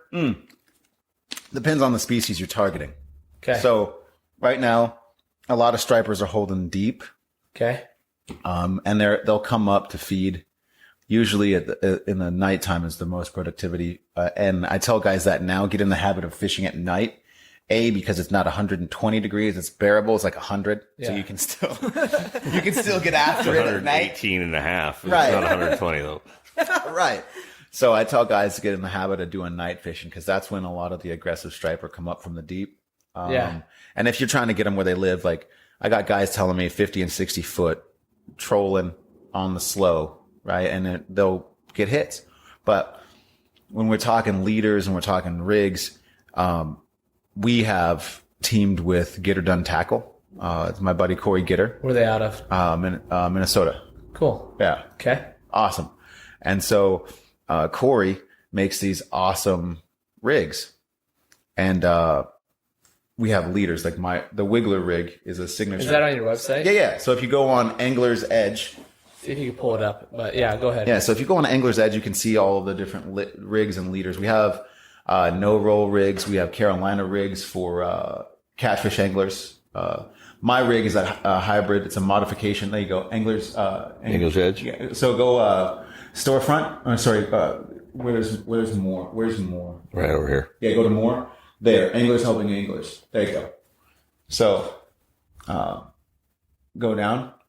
Just 1 second. Yeah. So that whole, there's a video there explaining a couple of different rigs that we have. And then if you go through there. There's like 6 pages of stuff that you can order. They're all in stock now. You can check them out. But Transition down. See if there's any pictures. That's of 1 them. second. So it's going to be right there. See his website. yeah, and then there it is. Oh, there. Click on one of those pictures. I want to see it. Oh, they don't get done. Oh no, that's locked. Oh, is it? Good. Smart. See? Well, that's similar to what the setup is. Yes, that's Well, they're exactly. only, I mean, and they're for a pre-done rig, $3, $350, $375. Right. That's really not a bad price either. No, and see again, I'm not trying to retire here off of bait or rigs or leaders. The bait is the bait. Okay, and we've got a bigger picture here. Hey, so you just tie this to your line and you're good to go. Well, with those pre-made rigs, Yeah. it's as simple as rigging it up to a snap, like using a snap swivel off of your main, Yeah. and then hooking up to any one of those. Oh, dude, there's your different fish. Yes. Okay, so you got your flatheads, you got your golden shiners. Yep. Yeah, you got all sorts of good stuff in there, man. Shout out Anderson Farms. They are a partner out of Lone Oak, Arkansas. Oh, okay, so they get you stocked up on your Oh, yeah. fish while they're getting going. Yep. And so, Those black salties are huge, dude. dude, there's a video. We did Jared this. Bushman's caught fish smaller than that. Jared Bushman caught a shrimp. I am not kidding you. He caught a full-on shrimp about, like that big. Like shrimp size? Like shrimp. Pretty much, yeah. Like, That's awesome. like a micro shrimp even. Yeah, do you know about Utah regulations? Are these legal in Utah yet? Do you know? So, okay. I work with a lot of shared waters. Yeah. Now, the fathead minnow is legal there. The golden shiner is legal there. I have to check the jurisdictional laws on shared bodies of water in Utah for the black salty. But I just went through the process with Endow for the black salty at Lake Mead, which I can tell you guys about. That was fun. So it goes back and forth. 2012 regs changed, 2021 regs came out, and now the new regs say that you can use goldfish, doesn't specify variety, right? So at the onset, there was a miscommunication about the name of the fish and the species and genus that it belonged to. So the black salty is technically a hybrid goldfish. And after pleading my case, myself and a guy named Aaron, what up, Aaron, from Nevada Striper Club, we are a bait sponsor for Nevada Striper Club, which is one of the oldest fishing clubs in Nevada or Southern Nevada. And he's an advocate. He really helped us out. We reached out. He and I both tag teamed Endow, got a response, got it in writing. The week of his tournament, like, we got them legal. So they're now legal. Really? Yeah. Like, so we sent them out for the tournament. They were done. It was like a buzzer beater. We got it done on like a Wednesday afternoon. Guys were making orders that night to get them in on their order for the tournament for that weekend. That was last weekend. So now they're legal everywhere that, pretty much Lake Mead, and everything in the Colorado system is what they say. No, so I was thinking about the minnows up in Utah for Yeah. catching the tiger trout. Oh yeah, 100%. Yeah? Good snacks. Okay, Good cool. snacks. Yeah, fatheads always like they're a staple. Hey, Ron, Are they? don't say that too loud because we got a tournament coming up there, and we're sitting in 1 and 2 right now, and I don't think we want anybody to know that. Oh yeah. Guess who's number 2? Oh yeah. There you go. Hypothetically speaking, I'm just letting him get the glory until the very end, and that's right. strike where the iron's hot. Hey, Shake and you bake, beat me, man. I'll buy you a hamburger. Oh. Oh, dude, that's a sucker bet right there. If he Right. says I'm buying you a hamburger, usually 9 times out of 10 I'm getting a free hamburger. I beat so. you last That's time, awesome. man. That's awesome. Yeah, so we got that dialed in. So now, like, all of the Colorado River system, which is essentially Lake Mead and everything past Willow down to the Davis Dam, we're good for. With all of this, everything that I carry is legal everywhere that you can fish as a Southern Nevada angler. That's awesome, man. That's a lot of work to get with Endow and get those done. Well, it's a big deal You know, because that's innovative, man. You're making a legacy for yourself. not just for me, but for the fam.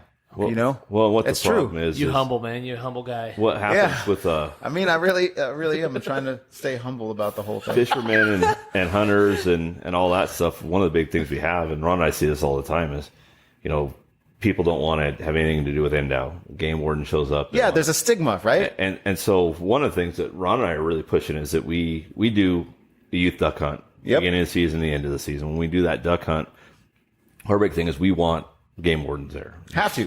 So we want the game wardens to build that positive interaction. Exactly. Ron and I work pretty closely with Wildlife Habitat Improvement Nevada. We're on that board, and Sweet. We have to work with the NDOW guys Yeah. to get things done. So Right.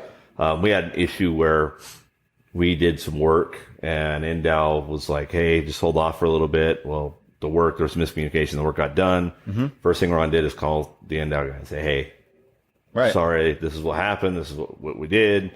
You know, we didn't realize what was going on." And so the NDOW guy's like, "Don't worry about it. We were just hoping to use that to get cattle in, and Right. just so we could do the roundup of the cattle there." And we're like, "Well, we'll help you use that to do that. You know, we can move some water out of that area and do that as well." But I think when you work together with them, they're going to get what they need. Yeah. But we're going to get what we want, right? Exactly. And that's the biggest deal. Like, people don't understand how much collaboration comes in play. Like, so in the era of technology, a simple phone conversation, right? In the era of email and text, like, my relationship with NDOW doesn't matter which department we're talking about. Because remember, the fabrication company, we build a couple of different products that, A couple of watercrafts. yeah, a couple of different PWCs that'll be coming out in the end of the year. Yeah. One's catered towards off-grid prepping. It's solar powered. There's a whole bunch of cool stuff happening with it. It's catered more towards duck hunting and camping guys, which is cool. That's called the Catfish Killer. But, yeah, You should branding. call it the coot killer if you're going to put it to duck hunters. Come on now. Look, there's going to be two models. Two models, okay? You gotta come out and duck hunt before you Yeah. know what we want. I want to. I You're want gonna. to. I want Oh, to you're go. gonna. No, there's no want to. There's gonna. Yeah, you're gonna this year. For sure, you're gonna. I'll tell you what, man. Yes. You've lost a lot of good fishermen to duck hunting. Yeah, no. I mean, because you guys get to carry guns. I only carry guns when I'm fishing. Stay off my spot. Just kidding. I don't. Off my lawn. Okay, Right. so- I don't do that, Lake Mead. I don't do that, NDOW. Hey, for the so- record. So with your fish, you put them on the rig, you cast them out, Yep. and you just wait. Yeah. That's all you do. What type of liner? What pound line are you hooking to that rig? Okay. Now, items of contention. Okay. Depends on the body of water. I'll tell you this 100% of the time. So the stuff you can get hooked up in like from Colorado River proper, like Willow Beach down to Davis Dam, like Yeah. the stripers that you can get, you're going to need a heavy duty rig, right? Guys are going after fish with braid that's like 50 pound, or Okay. they're using jointed lures that are like, shout out Tony Garcia and also Santoro. So these guys have jointed lures that are 12 and 18 inches long, dude, that look like trout, and they're massive. So, that's a different animal entirely. Yeah. But when you're going to Lake Mead, your backyard striper, you're hooking up. If you're hooking up into a 3.5, 4.5 pound fish, that's solid. But these guys are pulling 30 and 40 pounders. Like one of my buddies, Chris Myers, just pulled, it was like 34 pounds. I don't know. Let him tell the story. Chris, tell the story. I don't know. It's like 35 pounds. I don't want to be the guy feeding the flame, but It was a big one, huh? yeah, it was monster out of Willow, right? Okay. So that's where the lurkers live, deep. But when you're gearing up for those, it's an entirely different experience. Like you can catch most of the fish at Lake Mead with a solid, I don't know, 12 to 15 pound test, right? I use fluoro.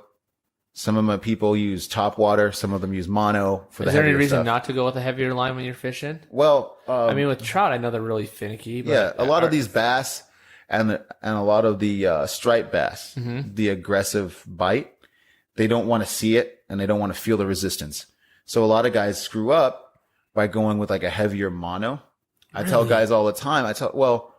Some guys are. Let me put an asterisk here because there's going to be a lot of guys telling me, Mike, you're 100% wrong. It's going to be one of those things, right? Because just like there's 3 or 4 ways to get to LA, there's more than one way to catch a big striper, right? So traditionalists will use mono in either like at the max 20, 30 pound, right? Like Okay. your guys using the big lurkers, right? But a lot of guys have switched up recently to braid on rigs because they're trolling. It's sensitive, but the weight restriction is there. Like the resistance is there. They can pull up bigger fish, Okay. right? Because you can fit. It's almost 2 times.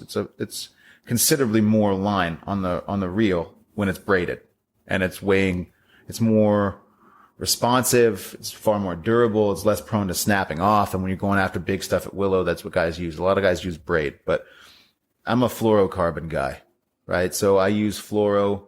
What's your favorite brand? So there's Seagar is a good one. And mainly I set up my rigs like guys who would go to Bass Pro. Okay. Because I want to teach guys who would go to Bass Pro how to fish. Okay.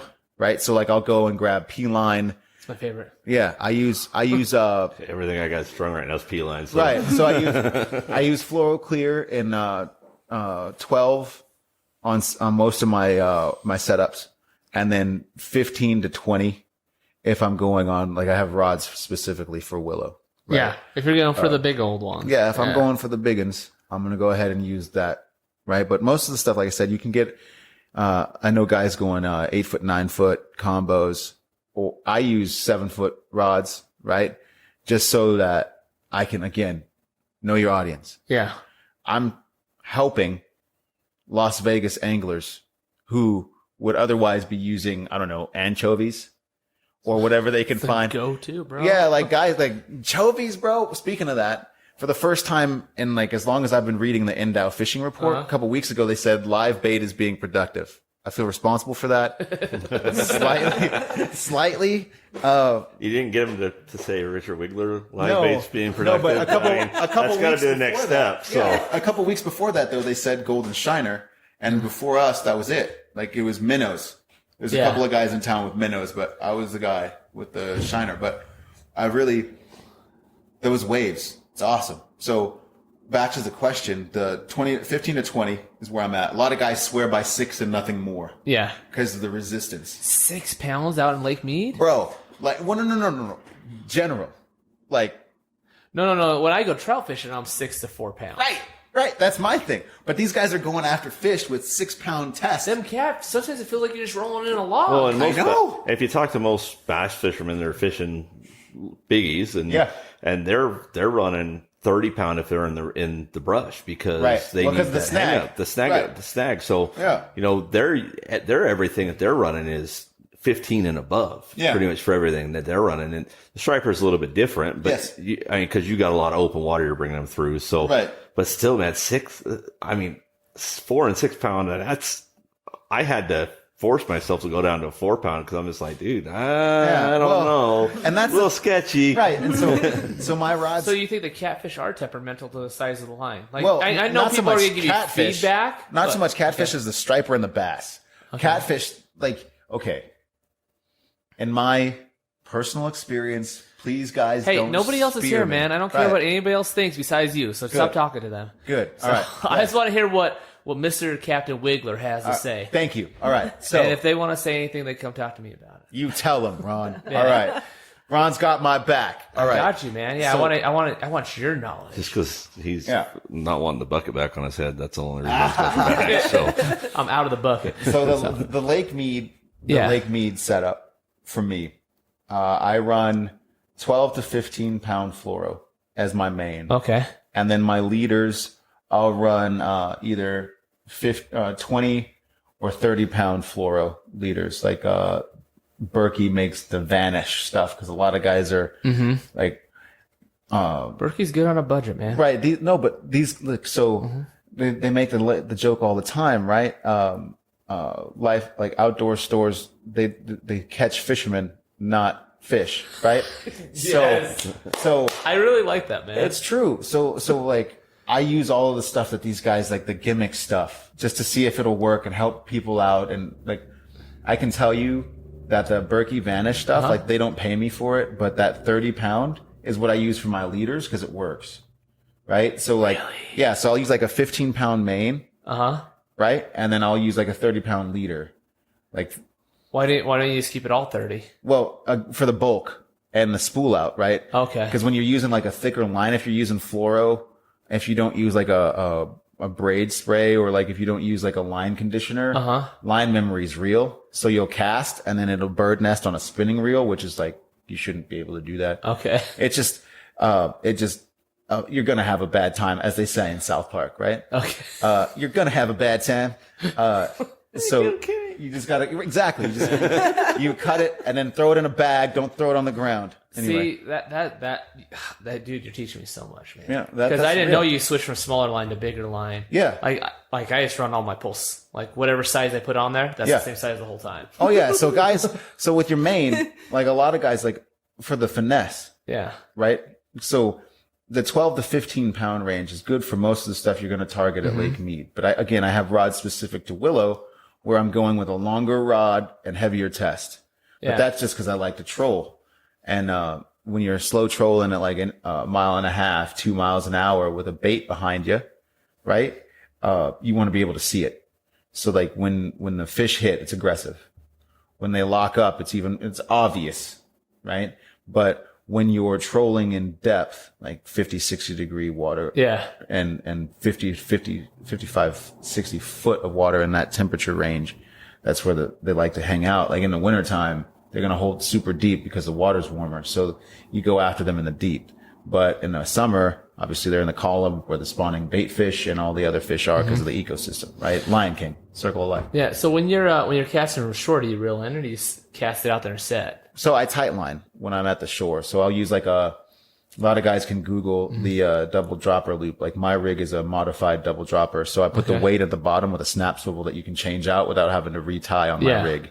And then you can change the leader length off of the middle of the rig that has a crappie spring on it. So the hook sets, the leader's 36 inches long. It won't tangle up because the crappie spring holds it out so that when you cast out, it doesn't get line lock in the bait. Like we spent 3 or 4 months in R&D building my rig, and it's all coated mono. So like super durable, but dude, that's awesome. That's awesome. So it'll sit in the bottom and then come up like this. So it comes, the weight is on the bottom, which in our waters is huge. Yeah. Because in the summer months and the spring months, you get the beds and you get the algae blooms and you get the water, the structure. It's super deep. So my rig's designed to be off the bottom. Like the rig hits, there's 12 inches and then the leader happens. So you put a 36 inch leader off of that and it won't get snagged up with the bait fish. But now the bait fish, if you're swimming, if you got it hooked the way I talked to you about with the dorsal fin, or if you're hooking it through the anal gland, depending on the size of the bait, right, it'll swim downwards or upwards. A lot of guys don't know that. You can change the way that the fish swims and the presentation you make by the way you hook it, right? Okay. So if you want a more natural presentation, you're going to hit the fish with the dorsal fin. If you want it to swim downward, which attracts fish because it makes a different frequency and the bass will smack on it, you would hook it through the anal and then let it grow down. Okay. So this rig is designed to hit the bottom. Bam, your weight hits the bottom. Then off of that comes the leader, and the fish is swimming out of the structure off the bottom in the strike zone.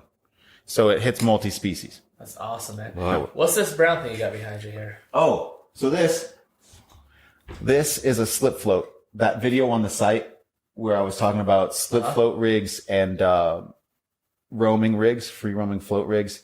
This is made by a company called Black Warrior Lures. Damon's my guy. We work together to get these out. He owns the company and now I'm bringing it to people. So every bit of tackle that you can buy from my company is made by a guy that I've had conversations with personally, real people from all over the United States. And so this bad boy is a slip float. You use that on your main as a marker buoy, right? So like you cast out and then, the video will show you, but basically you put another snap swivel on your main outside of the weight. And I do a couple of versions of this where the weight is there, but you offset it with like a 3/8 weight. And the marker buoy shows you where you're at. In the free roaming version, this swivel is allowed to move across your main line.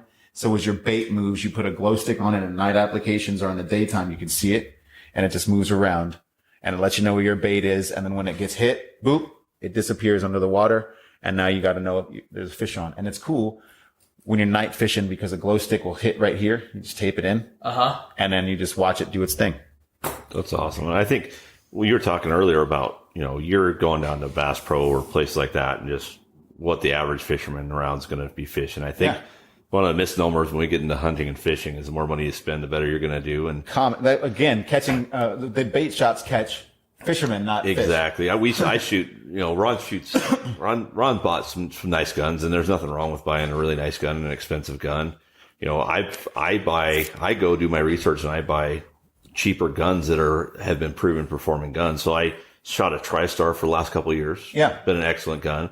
I just went and bought a Gearson, which is Benelli lost their patent. Their patent they was did. up.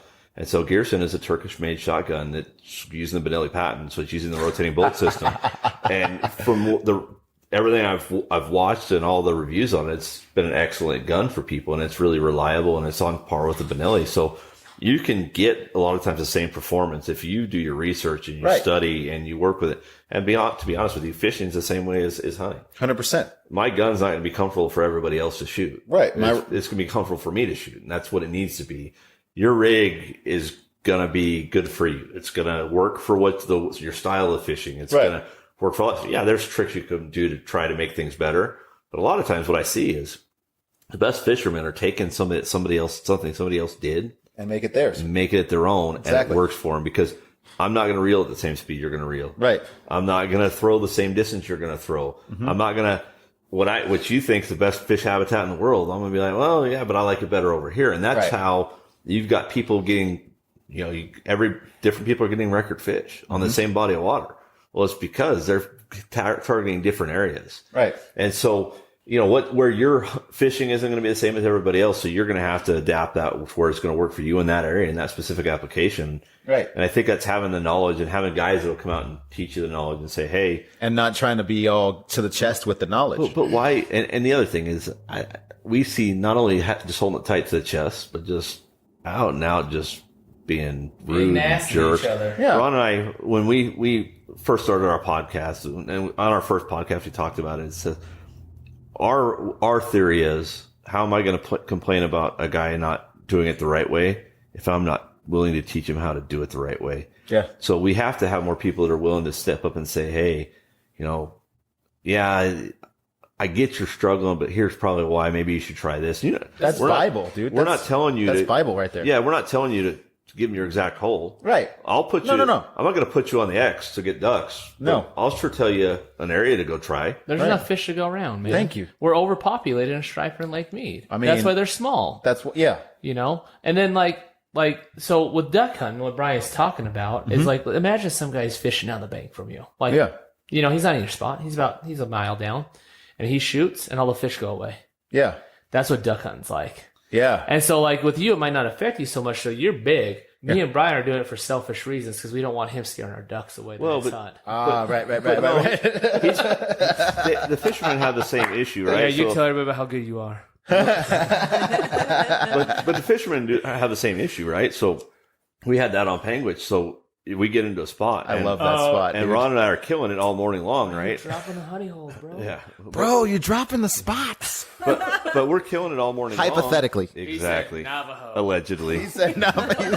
No, wasn't that Wild Horse? I don't Otter know. Creek. But that Panguitch is just a code word for everybody, so don't go running to Like Panguitch. in our group, like when people make huge monster catches, they say, "Man, Sunset Park is popping right now." We did the same thing with duck hunting. So Sunset Park it's the bee's knees for everything, man. Sunset's hitting right now. Coyote hunting, Everybody duck go. hunting. Dude, I saw like 6 dozen geese out there the other day, right on the lawn. Dude, just go pick them off. Hit Did you them. see that monster they had in Sunset Park and the news covered it? Yeah. It was just the water pipe.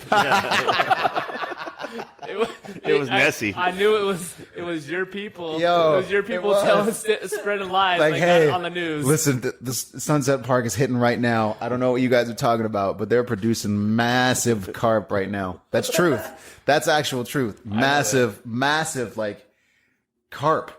And some catfish coming out. I mean, Well, and they're catching those on bread balls, right? That's the trick. Yeah, they're cigarette butts.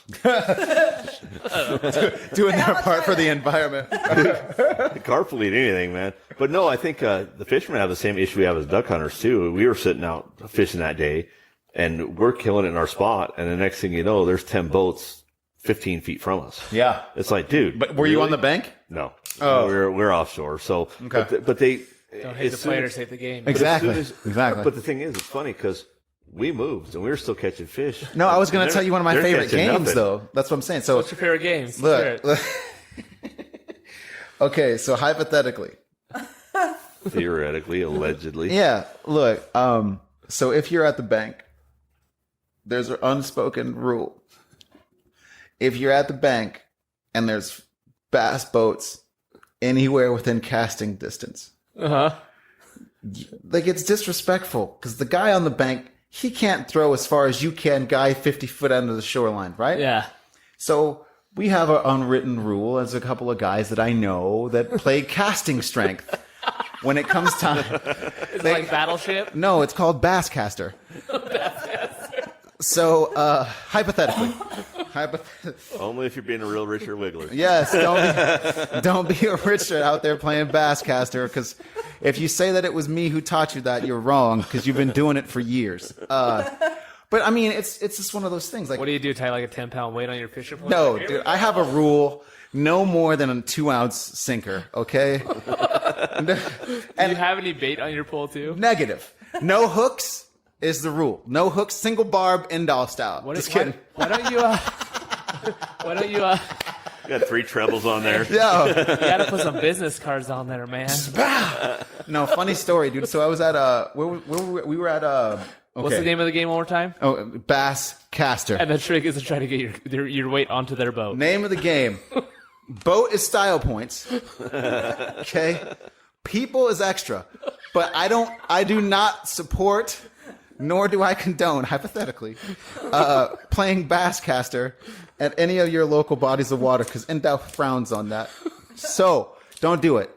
Maybe next time just put one of your shiners on there or something and say, hey, obviously you need some bait because you're having to come too close to me to fish. Yeah.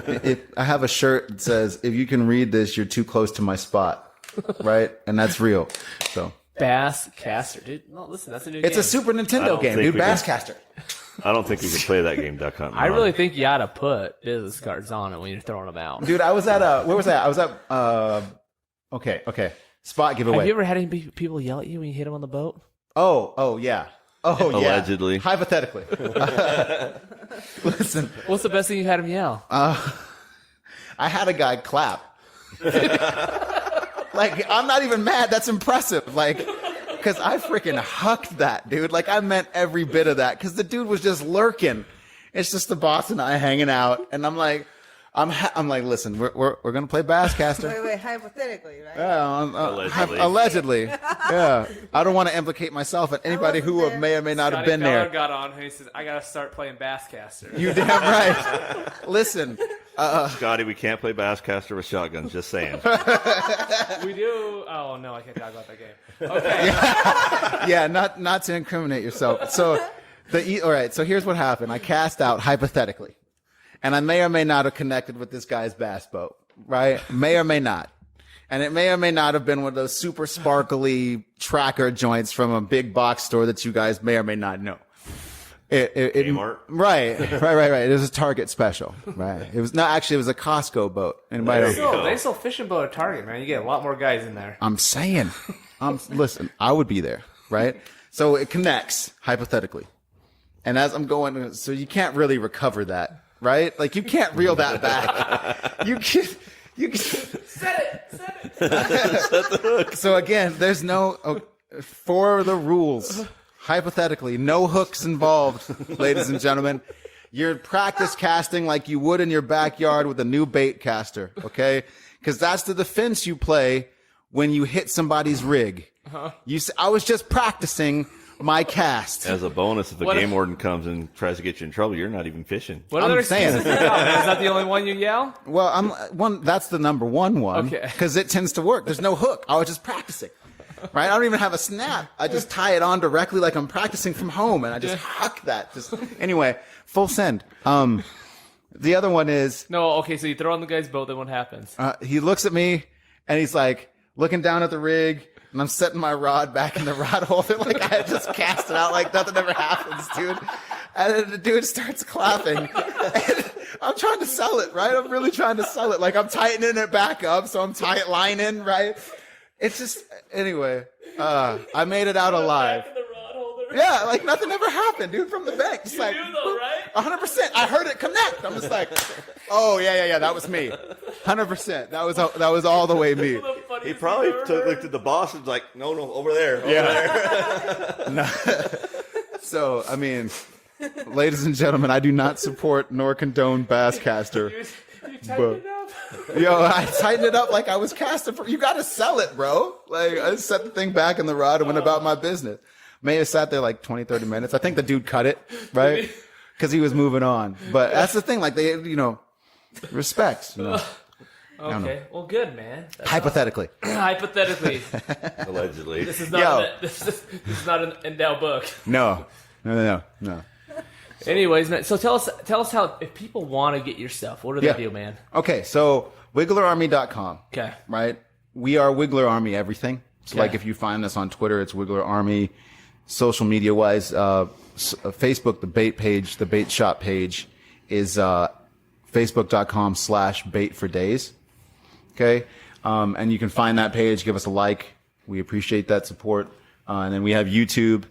I put a lot of educational content between there and my website. Mm-hmm. Like when we launch new products or when we're explaining how rigs work and all that stuff, it goes on the website after it goes to YouTube so we can have guys spread the word. So that's pretty much where you can find us. And then if you want to get a hold of our cell phone, it is 775-419-2511. And so what do? They put their order in. Yeah. So if they're part of the Wiggler Army and they pay the $100, they get it almost next day. Right. But if they're not, what's the turnaround time? Okay. So we have a Wednesday delivery out in the north off of N95 at Sportsman's. And then Friday evening, we have deliveries over at Bass Pro. Okay. Ish. Yeah. Cause near that. Yeah. In that general area. Hypothetically. It depends. The location rotates, but yes, in that general area. Cause some of these people don't like me, man. They consider me competition because I have all kinds of different worms and varieties You of ever throw a stuff. golden shiner in the Bass Pro tank? No, but I want to. I'm pretty sure I get in trouble for it. I don't want to do anything that'll get me in trouble, but I saw a video the other day. These guys were in Jumping in it? They jumped in. Dude was like barefoot and like in his swimming trunks, He bro. wasn't running fast when he got out, man. No, he was waddling. He was waddling because he slipped and busted his butt. You saw that? No, I didn't see Buster's butt. I was Like, like, he is moving slow. I'd Because be he came out, like basically, here's how it happened. So he was in. He does this thing where he like tries to climb out of it. Yeah. Dude, completely like what's the word here? Talent showed it, right? Like when you're in those awkward clapping moments where the guy is just like, right? He like tries to save himself, dude, and loses his footing, because he's soggy. Yeah. Falls, busts his butt on a little rock feature at the bottom, and that's why he's waddling out the way he is, dude. Like he splits himself, and it's hilarious. But I did not catch the fall, man. I was just thinking, man, he runs slow. dude, that was like a 8-foot drop. They Like, did not think that through. no, there was no kinds of no thought, like just full send. Again, him and his buddy. So Yeah, if anybody's listening to this show and they drop a golden shiner in the Bass Pro tank and film it, I'm not going to be mad. Just it's Endow approved, just so everybody knows. yes, is that an Endow water? I don't know. Bass Pro, does that count? I mean, it's kind of a flow. Depends if the game warden's around. Listen, and all of those guys, listen, for the record, those guys know me, right? Like, they all know me. So, like, one of my guys was fishing at Willow. Mm-hmm. He was outside of the hatchery at, like, 6 a.m, bro. And, like, he's got a fish, like a bait fish. Yeah. And he's casting it out. He's like, hey, game warden, that Wiggler? Mm-hmm. Right? And the guy's like, yeah. But it was cool. It was cool. Have you seen that one guy that's talking about fishing? He's a bass fisherman. He talks about throwing his bass rig in the Bass Pro Shop thing during a tournament. No. I'll find you the video, dude. Please send me that. If I can find it. I don't know. He's like, they told me not to do it, but I couldn't resist. And so now I'm pulling like a 10-pound bass down the aisle. Oh my God. So I got the question of the day. Uh-oh. So how bad does she beat you? Oh. All the time. First thing she says all night is about how often she destroys me. And she's not lying, dude. It's consistent. Like, okay, we went fishing this weekend. I won't. She won. Last year's season, she won by default. We actually finished the season heads up, but equal, right? We tie, but Do you base it on weight then? No. We don't do any tournament style rules. It's Number of caught? best fish, number of fish, biggest fish are typically our categories when Okay. we go out as a couple. The first fish. First, you're right. First, sorry. He's never won that one, apparently. No, I'm always late to the party. I'm that guy who shows up and like methodically ties out everything and like has a good stretch and then checks the email, gets the morning coffee. He's She's walking out here around like, looking at rocks. He's like, Yeah. that's a pretty rock. this rock looks fishy. I think I'm going to catch something today. And then I just hold it to the sky and start singing like the Lion King song. But she's like, right, Ba. and she's just out here smashing. Work. Yeah, she's like, listen, I don't know what you're doing, but I'm over here killing, right? So, and because of what I do as far as like the research and stuff with the different rigs and the get downs, I'm always trying new stuff. Yeah. And on the days where the new stuff is all hype and it doesn't work, she's consistent. Like I'll use the same rig. Like she uses the same rig every time. Like tried and true.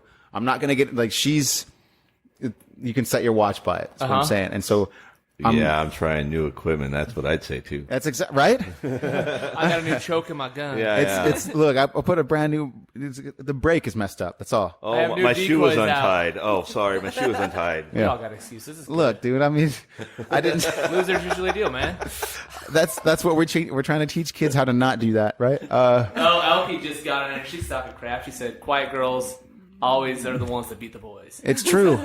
Listen, the quiet ones are the ones you got to watch, man. What did Roosevelt say? Like, talk quietly, hold the big Well, stick. Exactly. Elkie told Exactly. me how she deep Talk sea quiet, fishes. bring the big fish. Yes, say nothing, catch the big one. That's her mantra. Elkie It's already- DNA. Yeah. So Elkie told me exactly how she gets the fish on the boat when she's fishing because she's like, I have to use what skills I have, and so I don't have to bait my own hook. I don't have to take the fish off. I just keep fishing. That's genius. No. She does all her own stunts. She even ties her own leaders, which is epic to me. Well, Like, because listen, if she let you tie 'em, she wouldn't catch any fish. no doubt. One of our best friends says, "Hey, the best way to win a fishing contest is defense." And so, like, cast over your line. Yeah. Yo, you got to have a strong defensive game. When you're like me, I accidentally overcast.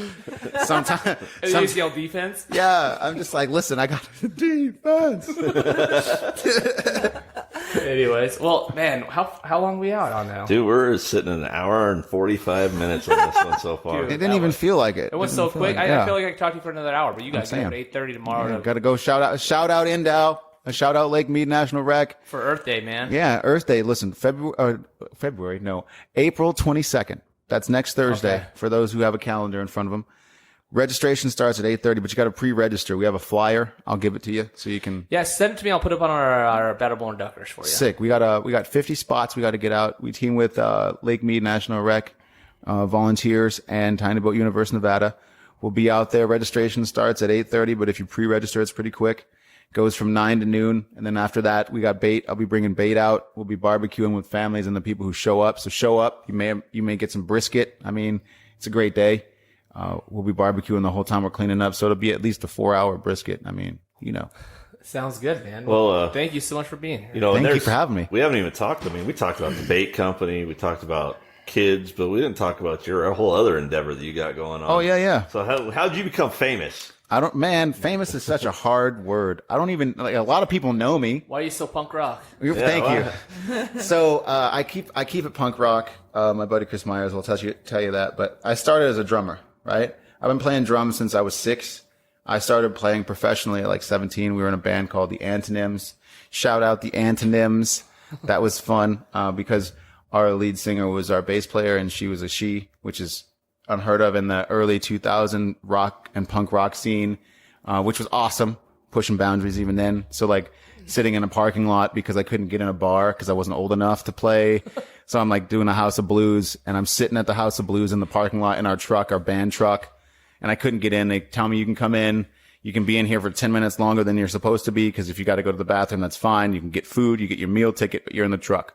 So coming from that, went to recording school fresh out of high school, went to Musicians Institute, got a journeyman certification. We're talking trades in audio engineering. And then I went touring. I toured with Pharrell for a while, and then my mom got sick. I took care of all my family. That's family, right? And I still play. We own a production studio. We do artist development, and we do a lot of stuff for kids, but have a new record coming out this year. A lot of people on the bait side don't know that I do music until right now. And I have a new single coming out. You guys, I think you'll have it. It's called My Father's Son.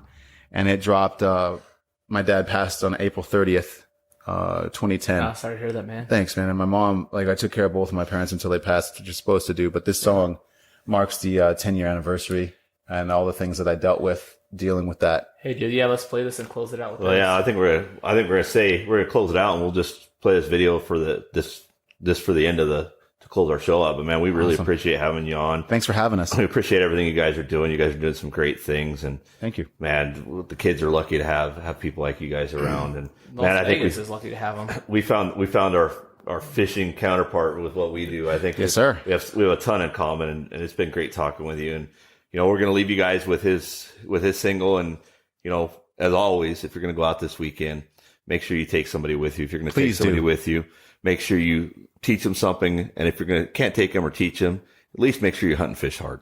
Really.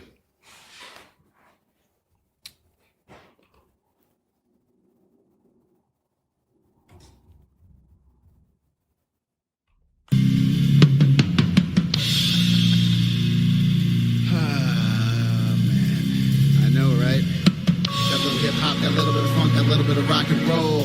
Got a lot of soul, got a lot of soul. Where you been, May? Well, said I fell off, said I went ghost, because I got a life that God chose. I'm on a different path, yeah, I'm never looking back. What happened to the love, man? You remember that? You gotta hook me up, May, come on, man, what's up? Sedation, complacent, sat in a daze, leaps, inch to a mile, never cease to amaze me. Can I get a break? No, a moment to reflect on a time well spent.